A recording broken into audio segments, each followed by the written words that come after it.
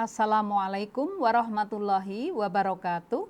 Saya Eni Stianti, dosen pengampu mata kuliah Manajemen Produksi Pertanian pada program Studi Agribisnis Universitas Muhammadiyah Yogyakarta.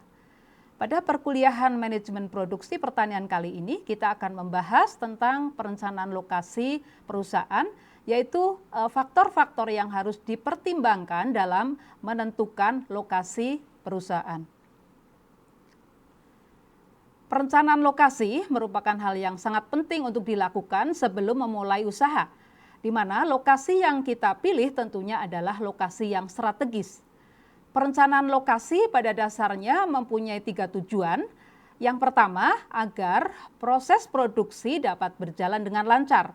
Yang kedua, agar biaya produksinya rendah. Dan yang ketiga, memungkinkan adanya perluasan di masa yang akan datang. Faktor yang perlu dipertimbangkan dalam penentuan lokasi bisa dibedakan menjadi 2, yaitu faktor utama dan faktor tambahan. Untuk faktor utama, yang pertama adalah letak konsumen ataupun pasar.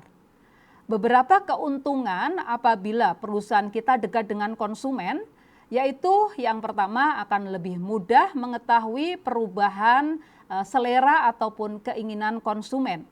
Yang kedua, mengurangi risiko kerusakan terutama dalam pengangkutan. Apabila kita dekat dengan konsumen, risiko rusak dalam pengiriman akan menjadi kecil. Kemudian untuk barang-barang yang tidak tahan lama sebaiknya adalah dekat dengan konsumen.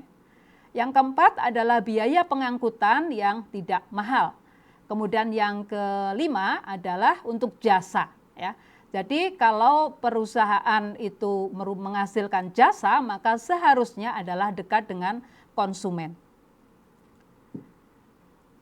Faktor utama yang kedua adalah letak bahan baku. Ya, di sini ada perusahaan yang memang harus dekat dengan bahan baku. Contohnya adalah perusahaan yang di sini membutuhkan jumlah bahan baku yang sangat banyak dan bahan bakunya itu mudah rusak. Misalnya saja pada perusahaan yang mengolah kelapa sawit menjadi CPO, kemudian mengolah tebu menjadi gula pasir, itu umumnya akan membutuhkan bahan baku dalam jumlah banyak dan bahan bakunya mudah rusak sehingga perusahaan perlu dekat dengan sumber bahan baku. Faktor yang ketiga adalah ketersediaan tenaga kerja. Nah, tenaga kerja bisa dibedakan menjadi 2, yaitu tenaga kerja yang tidak terdidik dan tenaga kerja yang terdidik.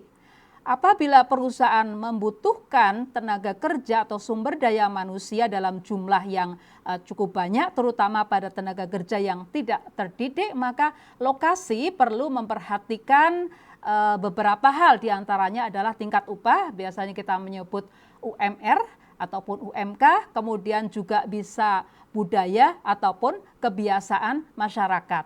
Nah, yang lain juga mobilitas tenaga kerja. Beberapa perusahaan rela untuk melakukan pemindahan pabriknya karena alasan UMR, ya.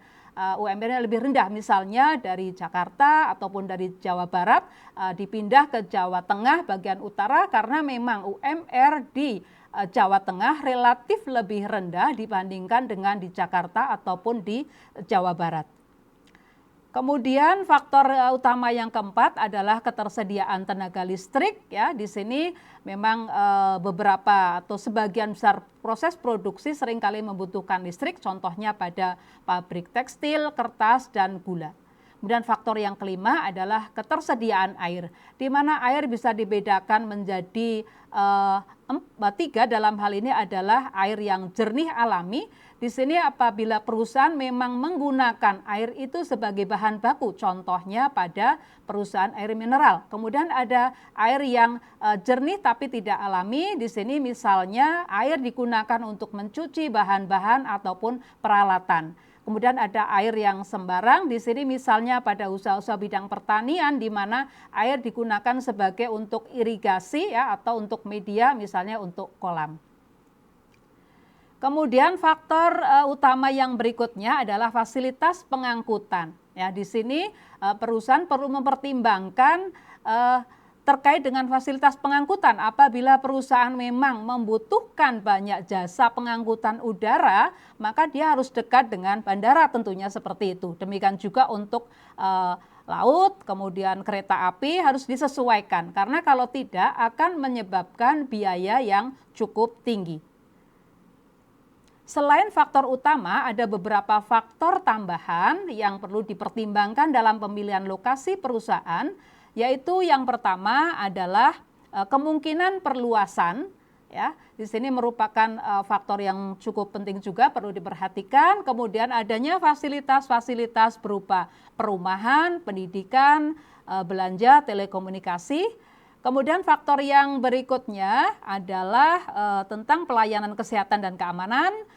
Selanjutnya merupakan peraturan pemerintah. Di sini juga penting karena ada kalanya pemerintah suatu daerah itu melarang misalnya adanya usaha-usaha tertentu, ya. Misalnya di Bantul itu tidak ada mal karena memang ada peraturan pemerintah yang tidak mengizinkan adanya mal di Kabupaten Bantul.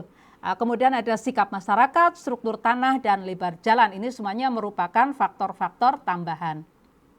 Nah, dari yang sudah saya sampaikan, pada dasarnya dapat kita simpulkan bahwa dalam menentukan lokasi perusahaan perlu memperhatikan faktor utama dan faktor tambahan. Di mana faktor utama tadi sudah saya jelaskan, ada pasar, bahan baku, tenaga kerja, listrik, dan transportasi. Selain itu ada faktor-faktor tambahan yang juga perlu kita pertimbangkan agar tentunya tadi bahwa usaha kita dapat berjalan dengan lancar, biayanya rendah, dan yang terakhir tadi adalah memungkinkan untuk pengembangan di masa yang akan datang.